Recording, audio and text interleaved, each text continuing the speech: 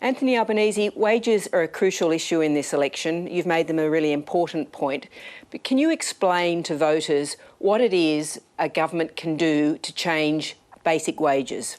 Well, the first thing I'd say, Laura, is that the government wanted to deliberately keep wages low over the last decade, and they have. I deliberately want to see wages increase, and I will. And how do you do that? Well, you do that through a range of mechanisms, Laura. Importantly, what you need to do to increase wages at the same time as you increase profits is to increase productivity. And I spoke to the Australian Chamber of Commerce and Industry just last week about this. I will convene a full employment summit that brings unions and business together to talk about how we get wages moving, how we get business going, grow the economy in a way that the economy works for people, just not the other way around. There are a number of other specific measures that can happen as well. I believe very firmly that people who are on the minimum wage, which is just $20.33, shouldn't fall further behind. And I believe in particular sectors like the aged care sector, where the Royal Commission said unless we increase wages, people will leave the sector, more people will leave the sector, that we need to address that, and the government should make a submission to the Fair Work Commission for the case that's before it right now and say that they support a wage increase for people in the aged care sector. What about in the minimum wage case, though? Would an Albanese government intervene in that case to make a case for wages to catch up with inflation? Well, what we know is that at the last increase that the Fair Work Commission made was 2.5%, even though inflation was just 1.1%. So we know that the Fair Work Commission has taken these issues into account. We've clearly said that people should not fall further behind. It's one of the themes of my campaign at the moment, Laura, is no one left behind and no one held back. And the idea that people who are doing it really tough at the moment should have a further cut in their cost of living is, in my view, simply untenable.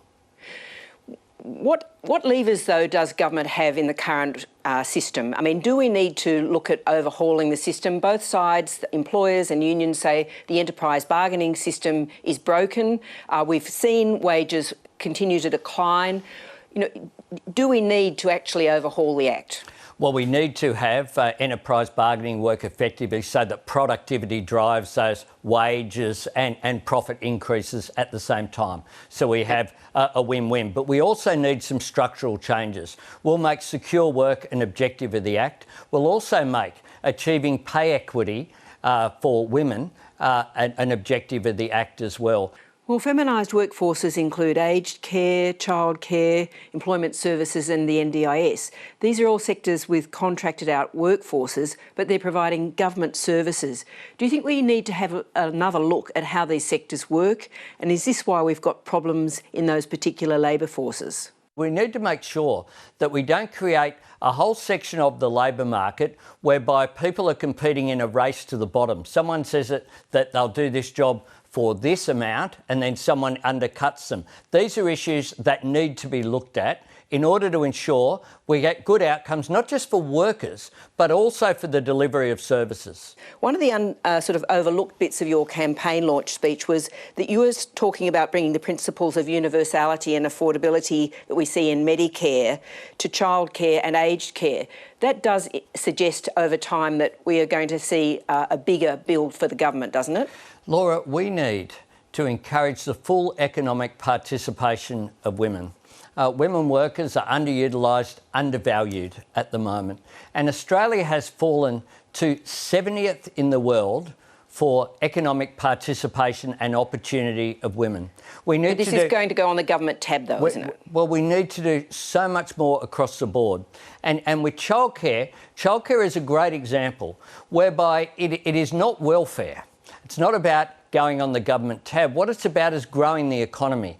If you remove the distortion which is there that stops women working a fourth or a fifth day, what you'll get is a growth in workforce participation, you'll get a growth in productivity and a growth in the economy as a direct result of that, which is why business are crying out for this area of reform. It's good for equality, but it's also good for the entire economy, women and men, if we get the economy growing more strongly, if we get more productivity bonuses. And it also is good for those businesses to have those permanent workers, as well as being good for closing the gap that's there in the retirement incomes of women. In the package that we've just seen from James Glenday, we talked about some of the reform issues and issues in the economy that aren't being discussed in the election. One of them is about the budget hole that's looming. You've talked about sort of some spending savings. You've sort of been a little bit vague about what you would do about tax beyond multinational tax changes. To quote a former leader of yours, does the reckless spending have to stop? And is there a good call for you to make to say, look, we are putting down some markers for what's going to happen to budget policy in the next 3 years? Laura, we have put down those markers, and that's why we've identified our spending priorities as being things that will grow the economy and grow productivity. Whether it's childcare that we were just discussing, whether it's infrastructure directed towards productivity boosting infrastructure, including the National Broadband Network, our energy reforms through our Powering Australia plan. These are measures that will grow the economy. They're not budgetary measures, Mr Albanese. Well, otherwise you're just talking about what the government's talking about, which is growing your way out, not actually making any precise decisions yourself to cut spending. Well, what we have done, Laura, is we haven't gone out when it comes to spending. What we haven't done is get out a colour-coded spreadsheet.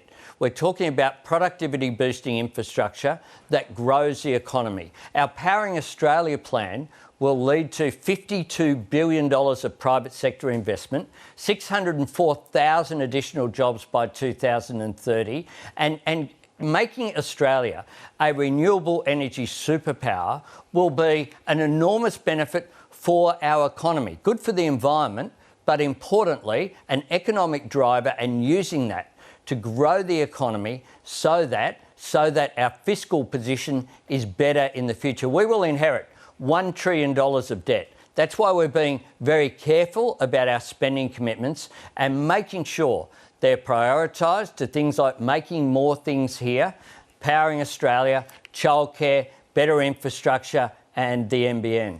You've said you won't negotiate with the crossbench on getting support for a minority government because you're going for a win, but you ran the parliament when it was a minority government before, and you know that you have to negotiate.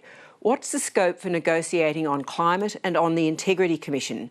And do you still support the crossbench proposal for an Integrity Commission? We'll have a government proposal for a National Anti-Corruption Commission. We certainly supported the crossbench proposals to be debated. We think the Parliament should have debated that legislation. But in government, of course, you can have the advice of departments, including the Attorney General's department, to make sure that you get it right. And we're confident that we will. And we're confident that our model, which will be one that has serious powers, one that's independent of government, will receive overwhelming support of people like Helen Haynes and others, because it will be one with teeth, it will be one that's serious. And what's very clear is that the only way that Australia will get a National Anti-Corruption Commission is with the election of a Labor government. If we have a parliament where we see a number of Teal candidates on the crossbench and a minority government, won't that be a vote for more action on climate change and give you scope to negotiate a tougher position on reducing emissions? Well, we have a serious position on emissions reduction. And one of the things that we did, Laura, we didn't come up with a figure and then work out how to get there. What we did was come up with a serious plan that involves... Will you come up with a better figure for 2030? No, we'll come up with the figure that we're taking to this election, which is 43%, which is consistent with getting to net zero by 2050, which is consistent with the support that we've got for this plan. This is a chance to end the climate wars. This plan that we've put forward has the support of the Business Council, Australian Industry Group, Australian Chamber of Commerce and Industry, the National Farmers Federation and the ACTU. We need to stop the debate, give business the certainty that they need and take advantage of the opportunity that is there from acting on climate change. It will be good for the economy, good for jobs. At the same time, we'll join the world effort in order to tackle the great challenge that is climate change. We've seen with the floods and the bushfires, the challenge is here right now. The issues are there right now, which is why we will act. Mr Albanese, thanks for your time tonight. Thanks very much, Laura. Hi, I'm Lee Sales. Thanks for watching this story. If you'd like to watch more of 7:30's stories, they are on the left of your screen. And tap on the button below to subscribe and get the latest from ABC News.